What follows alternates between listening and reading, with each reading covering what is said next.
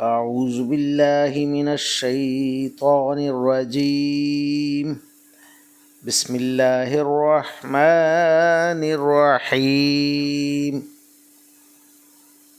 ساء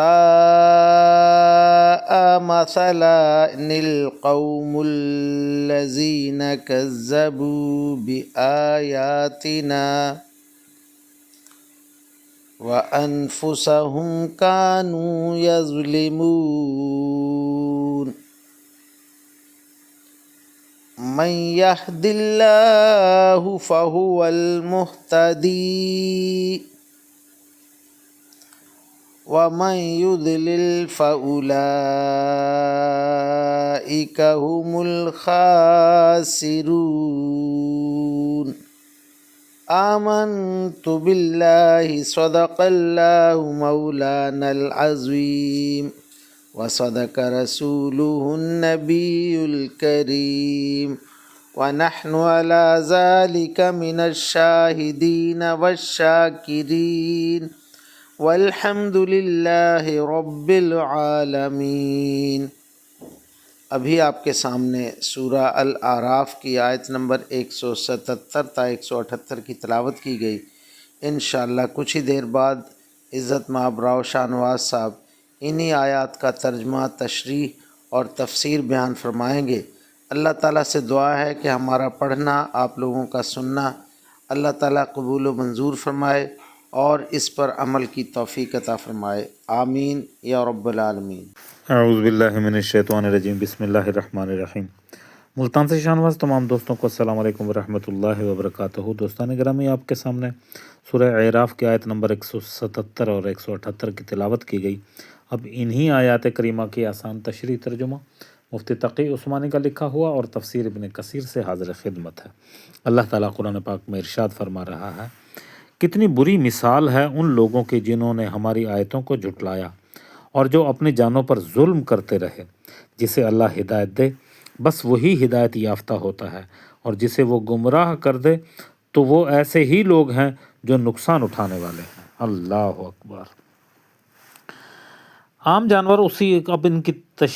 جانور اسی وقت ہانپتا ہے جب کوئی بوجھ اٹھاتا ہے یا کوئی ان پر حملہ کرے، لیکن کتا ایسا جانور ہے جسے سانس لینے کے لیے ہر حال میں ہانپنے کی ضرورت ہوتی ہے. جن حضرات نے اس واقعے کو بلعام بن یاعور کا واقعہ قرار دیا ہے، وہ یہ بھی کہتے ہیں کہ اس کی بدعملی کی سزا اس کی زبان کتے کی طرح باہر نکل پڑی تھی، اس لیے اس آیت میں کتے کی تشبیہ دی گئی ہے. بعض حضرات فرماتے ہیں دراصل یہ تشبیہ اس شخص کی نفسیاتی حرص ہے.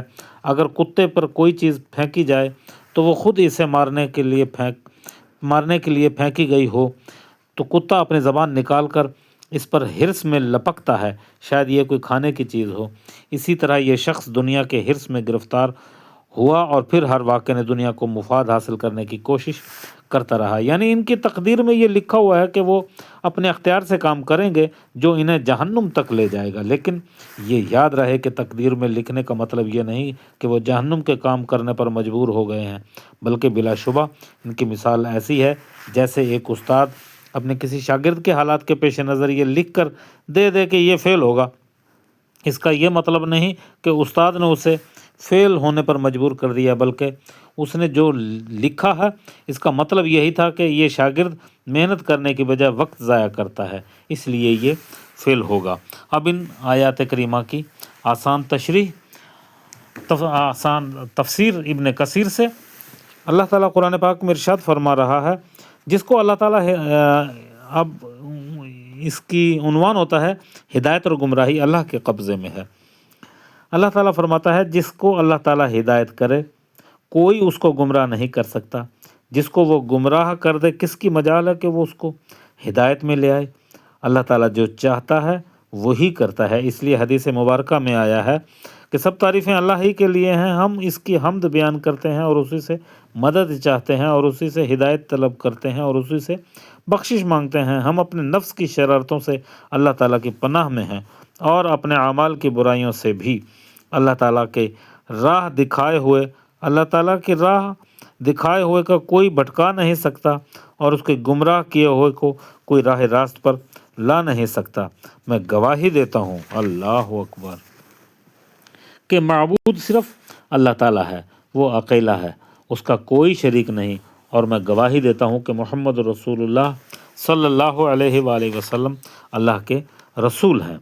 اب ان تفسیر کے اندر بلعام کا جو قصہ بھی پورا سنایا گیا ہے، اللہ تعالیٰ اپنے پاک نبی سے فرماتا ہے، لوگوں یہ ہدایت سناؤ کہ بنی اسرائیل کے حالات سے واقف ہونے کے بعد وہ فکر کر کے اللہ تعالیٰ کی راہ پر آ جائیں، سوچیں کہ بلعام کا کیا ہوا، کیا حال ہوا، رب کے علم جیسی زبردست دولت اللہ تعالیٰ نے اس کو دی، اور پھر وہ اس کو کھو بیٹھا، آخر کار وہ اس کو سنبھال نہ سکا۔ اس طرح یہ علماء یہودی اپنی کتابوں میں اللہ تعالیٰ کی ہدایت پڑھ رہے ہیں، اور آپ نے صاف اوصاف میں لکھے پائے جاتے ہیں، دنیا کی تمام میں پھنسے ہوئے ہیں، اپنے مریدوں کو پھانس کر بھول اور غفلت میں ڈالا ہوا ہے، ورنہ یہ بھی اسی طرح دین سے کھوئے جائیں گے۔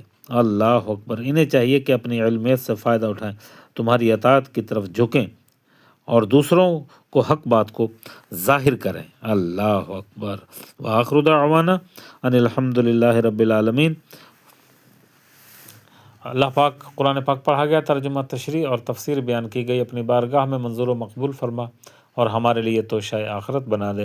اے میرے رب ذوالجلال، ہمارے اس گروپ میں جتنے دوست، جتنے احباب بھی بیمار ہیں میرے مولا، ان تمام کو شفائے کلی، شفائے کاملہ و عاجلہ عطا فرما میرے مولا کریم، تمام دوستوں کے دلوں کی مرادوں کو پورا فرما دے، آمین یا رب العالمین۔